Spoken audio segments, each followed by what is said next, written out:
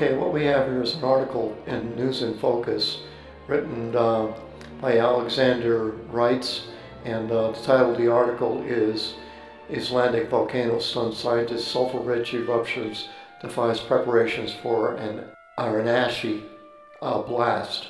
And in this article, some very interesting things that are written, and I just want to review some of that. I want to bring out, from this article.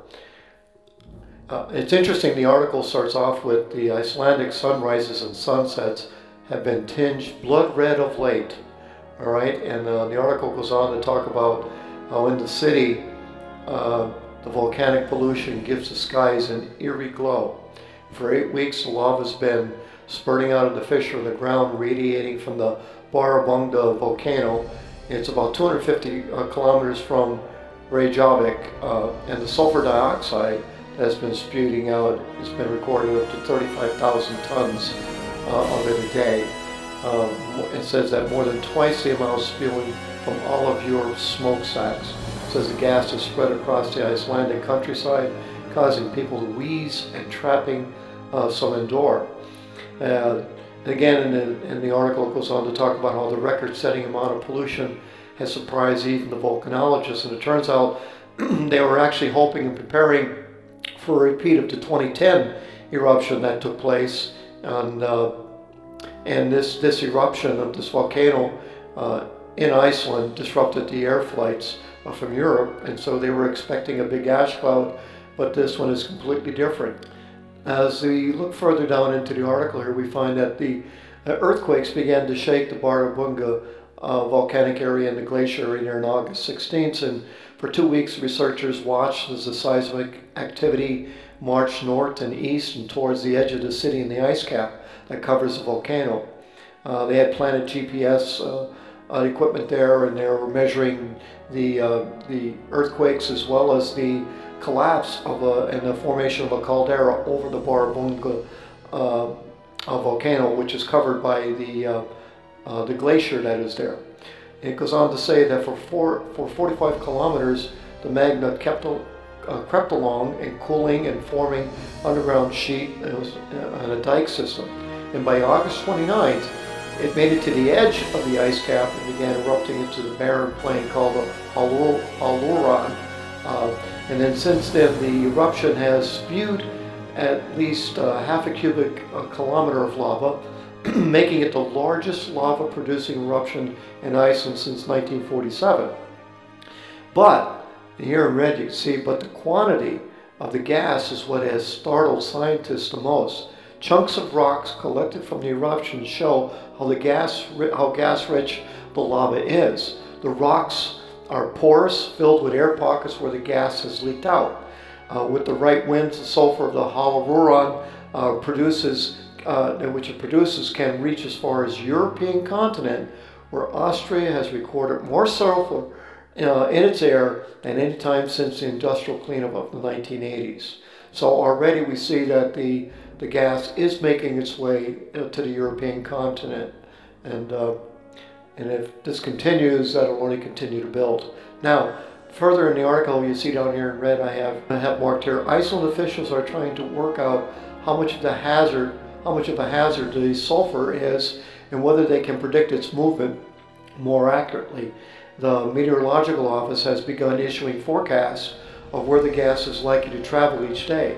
Sulfur spikes as high as 21,000 micrograms per cubic meter were measured last weekend in the town of Hoffen, and the World Health Organization recommends no more than 500 micrograms per cubic meter for a 10-minute exposure. So that's pretty extreme there. It's like, what, 22 times the limit? Well, more than that, like 40 times the limit. And no one has died in eruptions, thank God for that. And the plume is not high enough to penetrate the stratosphere and cause widespread climate perturbations, at least as of yet. But the million tons of sulfur emitted so far are unprecedented experiment in testing the effects of toxic gas exposure. Of course, the last time that something like this happened in Iceland, back in 1783-84, had a tremendous impact on the world. In fact, over 2 million people were believed to have been killed, partly because of the inhalation of the sulfur dioxide, which turns into sulfuric acid in the lungs. And all throughout Europe and down into Egypt and Africa, there was famines, and the climate was affected as well, and causing a kind of mini ice age as well. Down here in the last part of the article, it says, in Iceland, the last similar event was a fissure eruption known as the Kafla fires that began in 1975 and lasted on and off until 1984. It says Freystein Sigmundsson, a volcanologist at the University of Iceland and co-leader of the Future Volc program that they have currently going there. But listen to this. If the current eruption is tapping magma deep in the crust, as the lava volume and chemistry suggest, then it, too, may continue for months or for even years. And finally, the article ends with this. This eruption comes at a good time for the project, Sigmundsson says, waving out his office window at the city there, Reykjavik's red skies. We don't see an end in sight. Okay, so that's a pretty interesting article, a report from the scientists on the ground there. And of course, we're looking at this and believing that this is, if this continues and continues to get worse, and of course, we're going to see how it coordinates with the upcoming solar eclipse that's going to be right off the coast there of Iceland. And of course, in Iceland on the east coast, the people there will get to see 99% of it. And of course, the question that I'm asking is, God, with this solar eclipse on March 20th, 2015, is he calling our attention to this event and the things that are building there now? Now I'll fly over the eruption.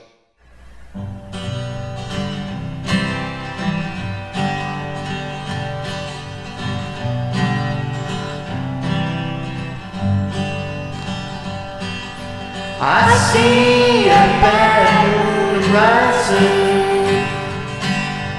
I see trouble on the way. I see earthquakes and lightning. I see bad times today. Well, don't go around tonight. Well, time to take your life. There's a bad moon on the rise. I hear earthquakes rolling.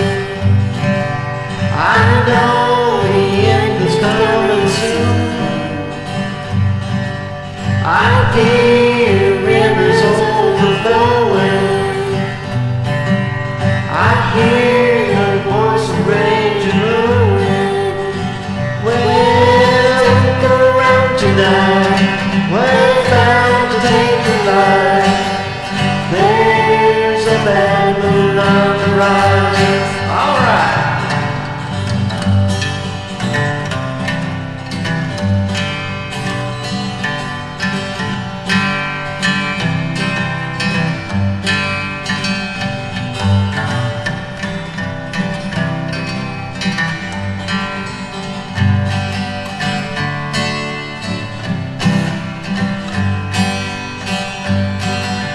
Hope you got your things together.